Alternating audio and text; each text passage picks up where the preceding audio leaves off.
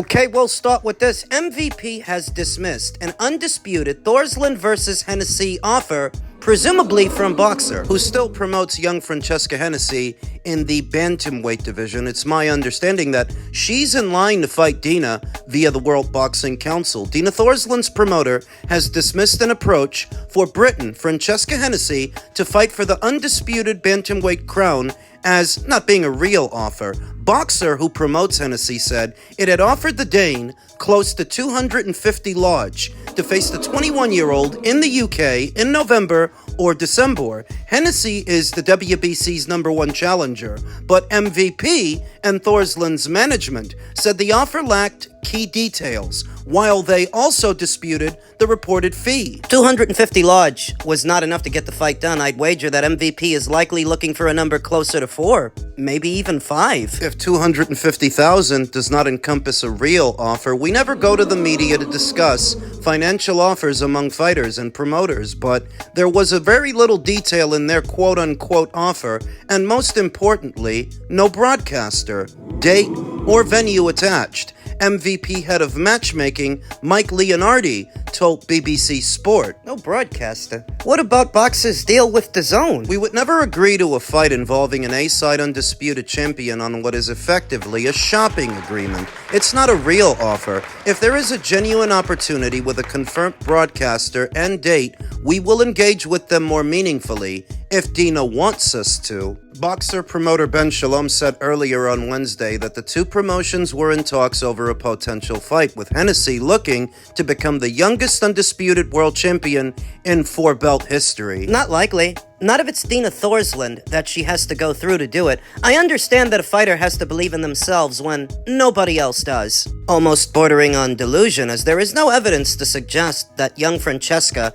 is ready for a fight like this. Francesca Hennessy, who turns 22 in October, stopped Aurora DiPerzio in May for her second stoppage win in 9 fights. She would beat undisputed flyweight champion Gabriela Fundora's record of 22 years and 218 days if she were to beat Thorslund.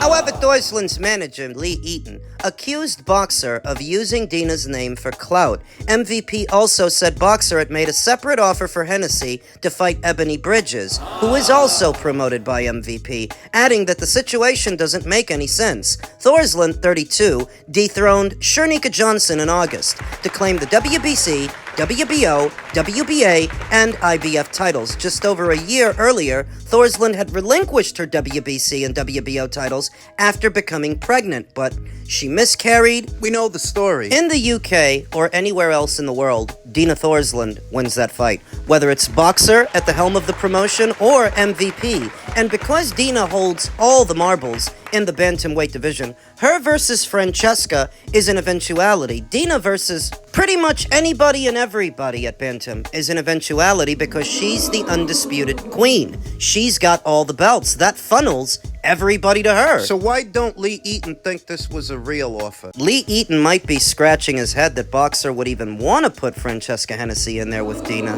It's too soon for that. But the money, it's not good enough. And the terms of engagement are too nebulous. No date, no venue, not even a broadcaster. So what kind of offer is this? Isn't Boxer with DAZN? And what happened to the BBC deal? Is that no longer going on? This sort of reveals the inner workings over there at Boxer and why Ben Shalom has been in a panic over Zuffa Boxing's emergence in the United Kingdom, making his job harder, as if it wasn't hard enough already. If I could reverse engineer this thing, it sounds like Ben Shalom and Boxer wanted to get Dina and her people to agree to a price, at which point, if they do, they would then take that back to either DAZN or the BBC and see if they were willing to put it up, which means that they don't actually have it, and this may not be an actual offer so much as a suggestion. Set the price, then shop the fight around. But why should Boxer be shopping the fight around if they recently inked a deal with DAZN?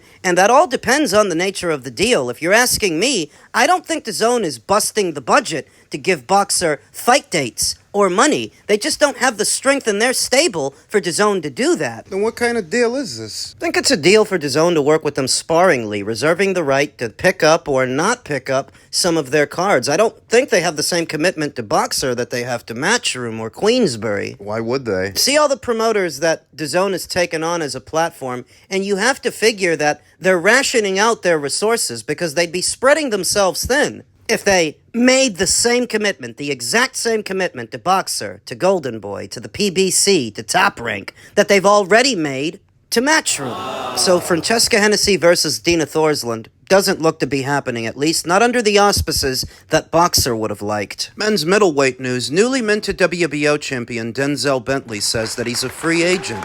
WBO middleweight champion Denzel Bentley has told Boxing Scene that he is now a promotional free agent. Bentley reportedly hopes to continue working with Queensberry, but is open to other offers. If they want to offer me some money, then yeah, I'm open to fighting elsewhere. So Denzel Bentley just entered free agency as WBO champion. Hamza Shiraz, he's about to, and the Queensberry stable could be thinning out. Any fighter enters free agency now, you already know what the conversation's going to turn into. It's going to turn into whether or not Zuffa is going to offer them something. Especially now that they're doing shows in the UK. They've got one coming up next month with Johnny Fisher, who's set to make his Zuffa debut, reportedly paying him 6 times his highest purse. If that trend continues, they might do the same thing for Denzel Bentley and his brown belt and Hamza Shiraz after him, if he can keep it. So is this how Zuffa's gonna run everybody out of business? Is this how Zuffa is intended to take over? This is gonna sound familiar. If the only way for you to get fighters over to your side is to pay them in excess of what they can generate for you, that's not sustainable. That can't be a long-term solution. That's not running a soluble business. Yeah, you can get him over there, but it's only because you're paying them more than they're worth. And if I could just say the quiet part out loud, fighters are expendable assets. They come and go. You blow a wad of money on a Denzel Bentley or a Hamza Shiraz or somebody else, the hope has got to be that you got to make some money while they were with you. The way these guys are doing things, I don't see that. Zuffa does have a middleweight division for Denzel Bentley to fight in, and it helps that he's got a brown belt, that he's got the WBO title. Theoretically, that could lead to a Denzel Bentley versus Shane Mosley Jr. fight, if they're interested, but I wouldn't run with the notion that this is how Zuffa Boxing is going to take over, because as WBO champion, Denzel Bentley is still subject to their mandates, and fighters that may not be with Zuffa might be promoted by somebody else. Queensberry's fighters, Matchroom's fighters, Golden Boy, Top Rank, the whole shebang-a-bang. Mandatories. So you can pay whatever you need to pay to get him over there, but as WBO champion, he's still going to be subject to mandates, leaving you 2 options. Do what you've got to do to keep the belt and fight those fighters, some of which may beat Denzel, or have him drop the belt. Deal with the situation that way. Though, of course, the problem with dropping the belt is if you do that, Denzel's relevance to the division takes a hit. Without that brown belt, you're just a guy, like a bunch of other guys in the middleweight division. What sets you apart is that you're a champion, that you've fought up until that point. So those big unification matches, you're a part of that conversation. So long as you have that belt, you drop it. You're about as relevant to middleweight as Richardson Hitchens is to welter. Remember that not that long ago, he was IBF super lightweight champion. He subsequently drops his belt, moves up to welter. Now, who gives a damn? Who needs him? Not Ryan, not Connor, not Devin, not Rolly. Not Tio if he beats him. The other day, we talked about Teofimo Lopez's recent sit-down interview with Ariel Helwani, where he detailed that it's Zuffa's 10-year plan to get rid of the sanctioning bodies. The fuck does that have to do with this? Well, let's just look at Richardson Hitchens, for example. He's no longer relevant to the 140-pound division because he doesn't have a belt there. He's not relevant to 147 either. And so the relevant players and champions at 147 are unlikely to give him the time of day just because. The only way to force it would be to go through the alphabets, the mandatory process. So, if it's Zuffa's intention to get rid of the alphabet organizations, I'm not sure how they're going to do that when the fighters, the irrelevant ones, like Hitchens, they still need them. Are you following? So say Hamza drops his belt, goes to Zuffa. Say Denzel Bentley, he does the same thing. Those guys really ain't relevant anymore. Relevant to the world title picture, the fights that the fans want to see, the big ones that you want to put on. How are you going to get them those fights without a bargaining chip? Those guys all by themselves are not big draws. For Denzel Bentley, it's not a lock. It's not a given that going to Zuffa is the best move. In the short term, for short-term gains, you might get a big purse for 1 or 2 fights, but in the long run, you might alienate yourself from the fights you need the most. You need to look at these situations on a case-by-case basis. For some fighters, going to Zuffa might be the right move. For Denzel, it's a little bit more nebulous, because he has a belt. He didn't announce his free agency for no reason. Hamza Shiraz, it's the same with him. They're shopping themselves around. Leaving the door open. Make an announcement like that, it's gotta be because you want somebody to know. Leaving the door open. But as stated, migrating over to Zuffa with a belt does not exonerate you of mandates, and if you drop the belt in order to be free of them, your relevance in the division takes the hit. You always hear me say, there's no such thing as a free lunch. Everything costs something. In men's heavyweight news, Eddie Hearn has listed his demands for Anthony Joshua versus Tyson Fury to go ahead in New York City. Eddie Hearn's Matchroom Boxing will present an addendum to Saudi Arabia's event management entertainment company, Sela, on Thursday, detailing the requirements necessary to bring the anticipated Joshua versus Fury heavyweight showdown to New York's MSG on November 20th, Boxing Scene has learned. In the addendum, Matchroom won't budge from its position of not permitting the new Zuffa Boxing to promote the bout, leaving Sela as the likely compromise choice to preside over the event. The addendum list of requests has not been fully disclosed, but Boxing Scene has learnt that, in addition to standard contractual inclusions addressing ticket requests, security, and transportation assurances, Matchroom is seeking to ensure Joshua collects his remaining purse earnings from his second-round knockout of Christian Prenga July 25th in Saudi. That's revealing, because what that essentially means is they haven't paid him all of his money for that fight. Not yet. If they're still asking for it, the rest of it. Boxing Scene has separately reviewed information connected to Matchroom's dialogue with Sela, the company connected to powerful Saudi Arabia boxing financier Turki El Sheikh, who owns 60% of the Las Vegas-based Zuffa Boxing that UFC CEO President Dana White fronts. Another potential element connected to the November 20th card identifies plans for a powerful string of Matchroom bouts to potentially be placed on the MSG show. Those proposed but not yet signed bouts include a bantamweight unification between 3-division champion Bam Rodriguez and Mexico's WBC champion Christian Prenga, a WBA secondary welterweight title fight between England's Jack Catterall and American Keyshawn Davis, and the WBA heavyweight championship pitting Murat Gassiev versus Jarrell Big Baby Miller. Big gravy! Big hungry.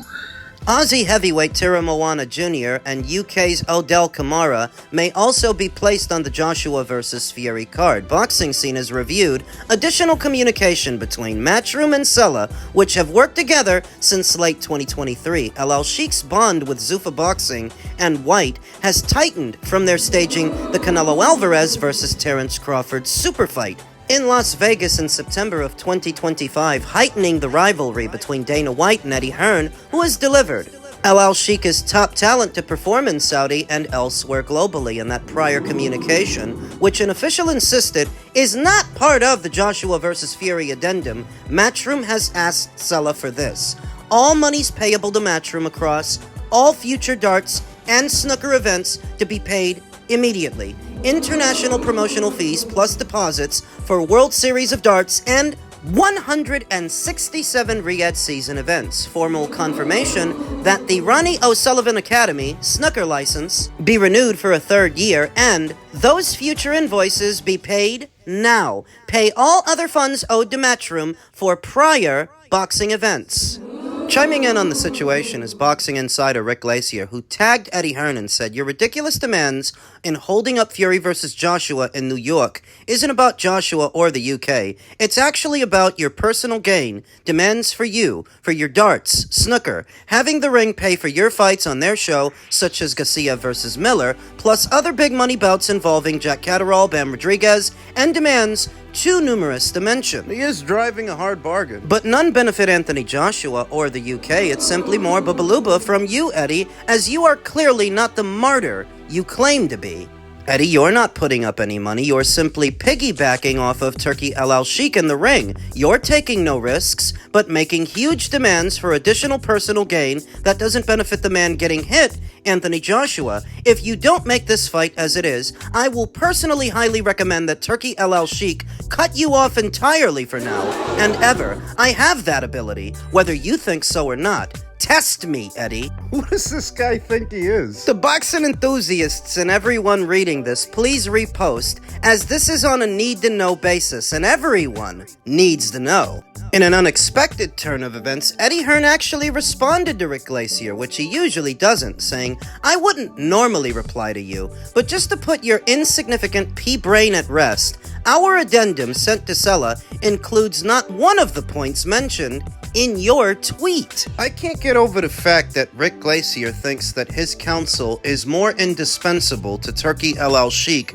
than Eddie Hearn and Matchroom Boxing, Matchroom Boxers, who have been a big part of Turkey's Ring Magazine and Riyadh season shows. Rick Glacier claims that he will advise Turkey to cut Matchroom off. Cut them off from what? This is gonna sound strange to you guys at first, but Turki El Sheikh and Sela need Matchroom more than Matchroom needs them. Matchroom knows how to stay in the black, stay in business, and stay making money, all without Turki El Sheikh and Sela.